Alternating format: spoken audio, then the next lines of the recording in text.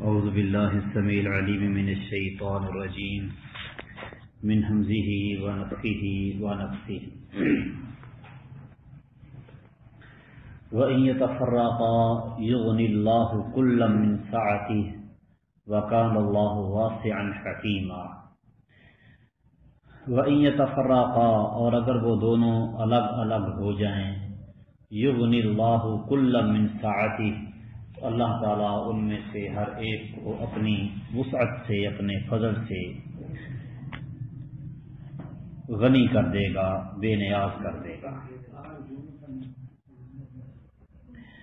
وَكَانَ اللَّهُ وَاسِعًا حَكِيمًا، اور اللہ تعالیٰ ہمیشہ سے ہی وسعت والا، کمال حکمت والا ہے۔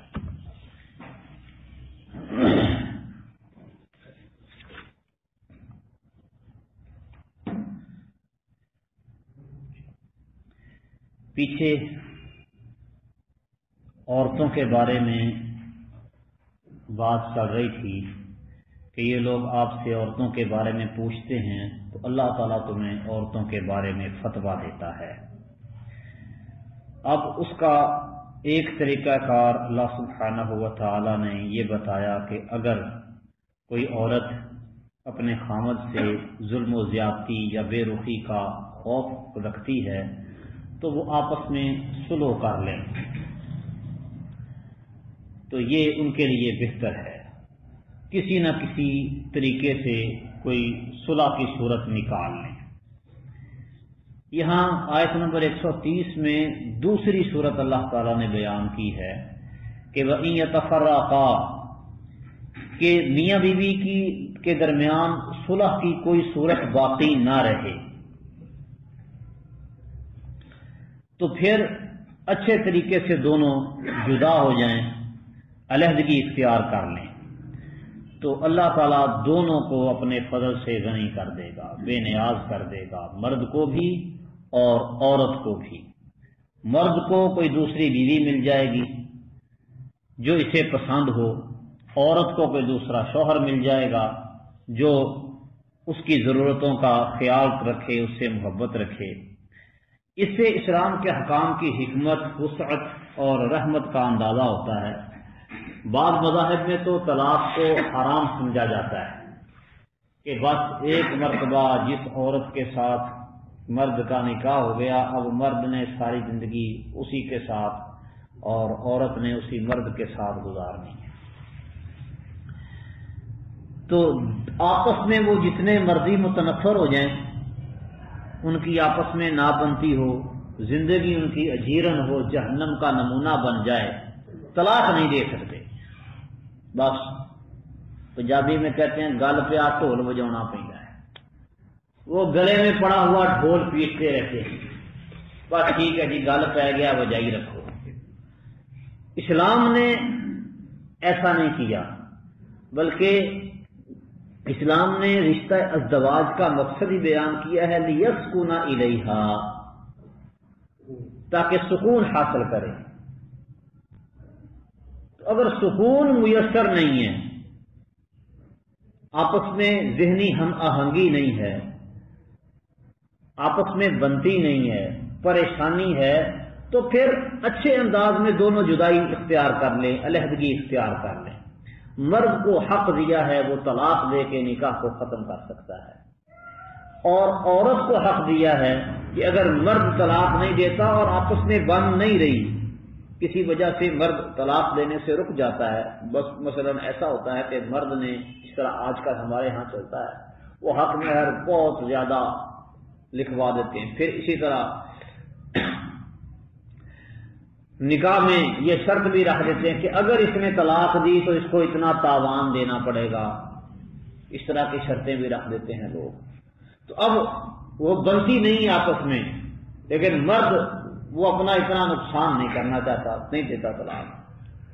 تو اب اس قضیے کو ختم کرنے کے لیے معروف طریقے سے، اچھے طریقے سے عورت اپنے حق سے دستبردار ہو جائے، مرد اس کو طلاق دے دے، نہیں پھر بھی طلاق دے رہا، کھلا لے لے، عدالت سے رجوع کرے۔ نکاح ختم کرنے کا یہ اختیار اللہ سبحانہ و تعالیٰ نے دونوں کو دیا ہے، مرد کو بھی عورت کو بھی۔ مرد وہ اکیلا ہی اپنے معاملات کا پوری طرح سے مختار ہے، لیکن عورت اس معاملے میں مردوں کو شامل کرے گی، قاضی کو شامل کرے گی، تو پھر نکاح اس کا ختم ہو جائے گا، فسخ ہو جائے گا۔ تو جب تعلقات جو ہیں وہ روگ بن جائیں پھر ان کا ٹوٹنا اچھا ہوتا ہے۔ یہ وسعت رکھی ہے شریعت اسلامیہ نے، دونوں کے لیے علیحدگی کا راستہ رکھا ہے، جس کے ذریعے دونوں وہ اپنی نئی زندگی اطمینان اور سکون کے ساتھ شروع کر سکتے ہیں۔ عدالت کے لیے مرد اگر پھر بھی طلاق نہ دے تو پھر اور کیا کریں؟ عدالت میں بھی وہ کہ میں طلاق نہیں دیتا مرد، عدالت میں مرد کا زور نہیں چلتا، عدالت کی طرف رجوع ہوتا ہی اس لیے ہے کہ مرد طلاق نہیں دے رہا اور عورت رہنا نہیں چاہتی۔ یہ اللہ نے قاضی کو اختیار دیا ہے کہ وہ نکاح کو ختم کر دے۔ قاضی کے پاس اختیار ہے، جس طرح مرد کے پاس اختیار ہے نکاح کو ختم کرنے کا، ایسے ہی قاضی کے پاس بھی اختیار ہے نکاح کو ختم کرنے کا۔ عورت کی طرف سے وہ نکاح کو ختم کر سکتا ہے۔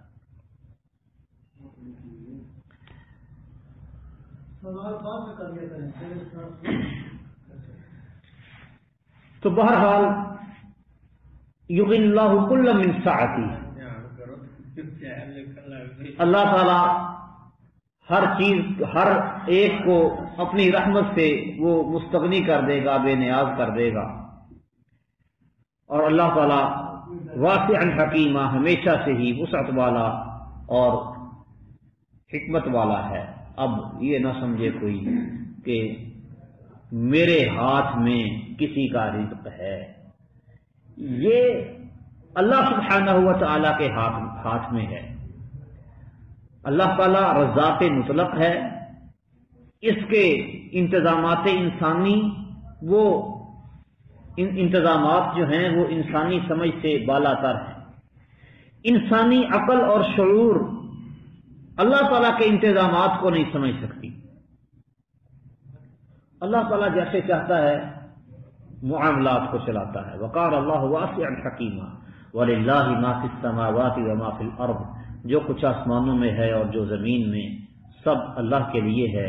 وَلَقَدْ وَصَّيْنَا الَّذِينَ أُوتُوا الْكِتَابَ مِنْ قَبْلِكُمْ وَإِيَّاكُمْ، ہم نے ان لوگوں کو بھی وصیت کی جو تم سے پہلے کتاب دیے گئے اور تمہیں بھی، أَنِ اتَّقُوا اللَّهَ، کہ اللہ سے ڈرو، وَإِن تَكْفُرُوا، اور اگر تم کفر کرو گے، فَإِنَّ لِلَّهِ مَا فِي السَّمَاوَاتِ وَمَا فِي الْأَرْضِ، تو یقیناً اللہ ہی کے لیے ہے جو کچھ آسمانوں میں ہے اور جو زمین میں ہے۔ وَقَالَ اللَّهُ غَنِيًّا حَمِيدًا، اور اللہ تعالی ہمیشہ سے ہی نہایت بے پرواہ اور نہایت قابل تعریف ہے۔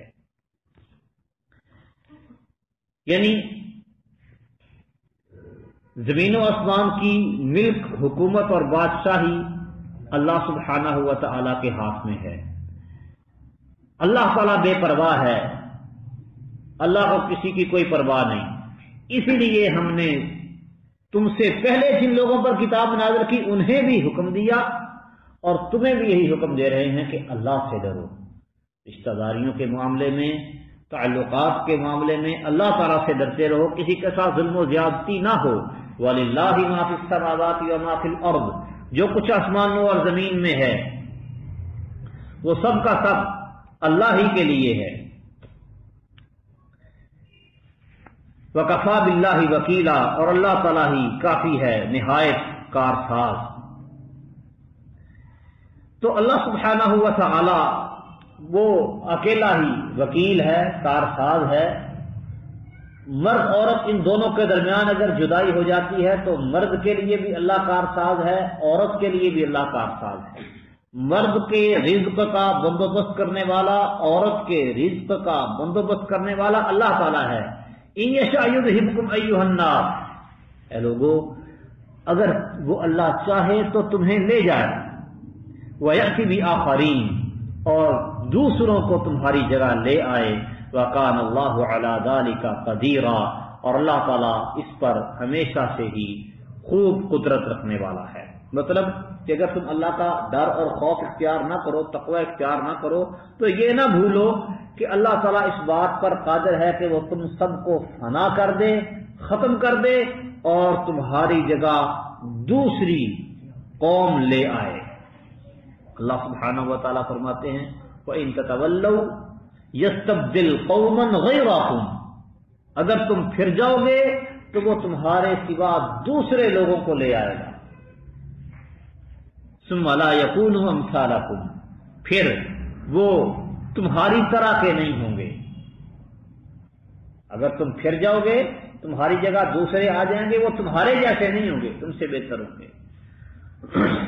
وَكَانَ اللَّهُ عَلَى ذَلِكَ قَدِيرًا، اور اللہ تعالیٰ اس پر بخوبی قدرت رکھنے والا ہے۔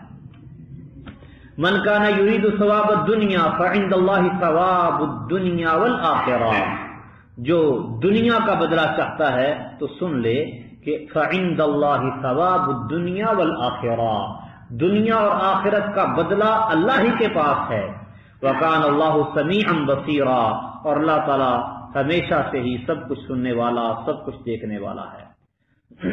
یعنی جس آدمی کا مطلوب و مقصود صرف دنیا ہی ہے، اسے یاد رکھنا چاہیے کہ آخرت بھی اللہ کے ہاتھ میں ہے، دنیا بھی اللہ کے ہاتھ میں ہے، اور دنیا اگر کسی کو ملے گی تو وہ بھی اللہ کی اطاعت و فرما برداری سے ملے گی، اور آخرت اگر کسی کو ملے گی تو وہ بھی اللہ تعالیٰ کے احکامات کی پابندی کرنے اور اللہ تعالیٰ کی فرما برداری کرنے سے ملے گی۔ صرف دنیا کی طرف اللہ تعالیٰ کی نافرمانی کر کے وہ محض خسارہ ہی خسارہ ہے۔ تو باقی رہی یہ بات کہ تمہارا عمل دنیا کے لیے ہے یا آخرت کے لیے، تو وَكَانَ اللَّهُ سَمِيعًا بَصِيرًا، اللہ تعالیٰ خوب سننے والا اور خوب دیکھنے والا ہے۔ نبی کریم صلی اللہ علیہ وسلم کا فرمان ہے من کانت الدنیا ہمہ جعل اللہ فقرہ بین عینیہ، جس آدمی کا مقصد صرف دنیا بن جائے اللہ تعالیٰ کے احکامات کو چھوڑ کے، اللہ تعالیٰ اس کی آنکھوں کے درمیان فقر و فاقہ لکھ دیتا ہے۔ وفرق علیہ شملہ، اور اس کی مصروفیات اللہ تعالیٰ بڑھا دیتا ہے۔ وَلَمْ يَأْتِهِ مِنَ الدُّنْيَا إِلَّا مَا قُدِّرَ لَهُ، دنیا اس کو وہی ملتی ہے جو اس کے مقدر میں ہے۔ وَمَنْ كَانَتِ الْآخِرَةُ هَمَّهُ، اور جس کا مقصد آخرت کمانا بن جائے جعل اللہ غناہ فی قلبہ، اللہ اس کے دل کو غنی کر دیتا ہے۔ وَجَمَعَ لَهُ شَمْلَهُ، اور اس کی مصروفیات کو اللہ تعالیٰ کم کر دیتا ہے۔ وَأَتَتْهُ الدُّنْيَا وَهِيَ رَاغِمَةٌ، اور دنیا ذلیل ہو کے اس کے پاس آتی ہے۔ اسی طرح قرآن مجید میں بھی اللہ تعالیٰ نے فرمایا ہے وَلَوْ أَنَّ أَهْلَ الْقُرَىٰ آمَنُوا وَاتَّقَوْا لَفَتَحْنَا عَلَيْهِمْ بَرَكَاتٍ مِّنَ السَّمَاءِ وَالْأَرْضِ، اگر بستیوں میں آباد لوگ مومن بن جائیں، متقی بن جائیں، تو ہم ان کے لیے آسمانوں اور زمین سے برکتوں کے دروازے کھول دیں گے۔ وَلَوْ أَنَّهُمْ أَقَامُوا التَّوْرَاةَ وَالْإِنجِيلَ وَمَا أُنزِلَ إِلَيْهِمْ مِن رَّبِّهِمْ، اگر وہ تورات والے تورات پر، انجیل والے انجیل پر عمل کرتے، جو کچھ ان کی طرف نازل کیا گیا اس پر عمل پیرا ہونے والے بن جائیں، لَأَكَلُوا مِن فَوْقِهِمْ وَمِن تَحْتِ أَرْجُلِهِمْ، یہ اوپر سے بھی کھائیں گے اور پاؤں کے نیچے سے بھی رزق ملے گا۔ تو یہ اللہ سبحانہ و تعالیٰ کے اختیار میں ہے۔ فَعِندَ اللَّهِ ثَوَابُ الدُّنْيَا وَالْآخِرَةِ، دنیا کا ثواب، آخرت کا ثواب، دنیا کا بدلہ، آخرت کا بدلہ اللہ کے پاس ہی ہے۔ وَكَانَ اللَّهُ سَمِيعًا بَصِيرًا، اور اللہ تعالیٰ ہمیشہ سے ہی خوب سننے والا اور خوب دیکھنے والا ہے۔